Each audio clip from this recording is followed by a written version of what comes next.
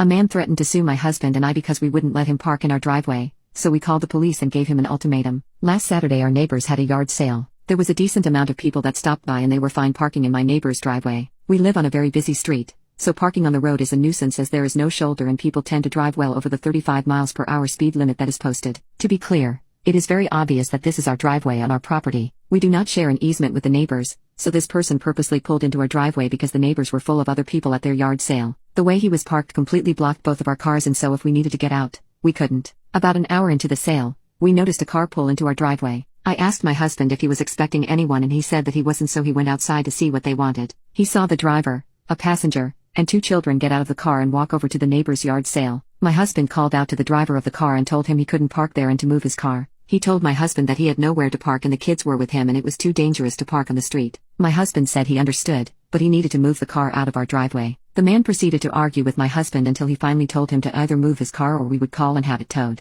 My husband came inside and asked me to call the non-emergency police line to see if someone could come out and ask the driver to move the car out of our driveway. An officer arrived within 10 minutes and my husband explained the situation to him. The other driver began ranting at the officer about not having a safe place to park, and the officer told him that it didn't matter, that he was on our property and he could either move the car or the officer would call to have him towed. The man started screaming curses at my husband and told him that if one of his kids got injured because he had to park in the road he was going to sue us. My neighbors, the ones having the yard sale, came over and told us that we were assholes for making such a commotion over them being parked in our driveway. My husband explained that they were the ones having the yard sale, not us, and that he would have never allowed strangers to park in their driveway because it's just rude. Now my neighbors are bad-mouthing us to all of our other neighbors. Some agree that we were in the right, but the ones to the immediate right of us are now being cold to us and telling us that we are insensitive and have no sense of community. So am I the a-hole or should I have let it go and let the man park in my driveway? ETA. People keep asking why we called the police. We called them because the driver was becoming increasingly hostile and swearing. He threatened to sue us. We would most likely have let him stay if he had just asked us first. The second he started cursing at my husband,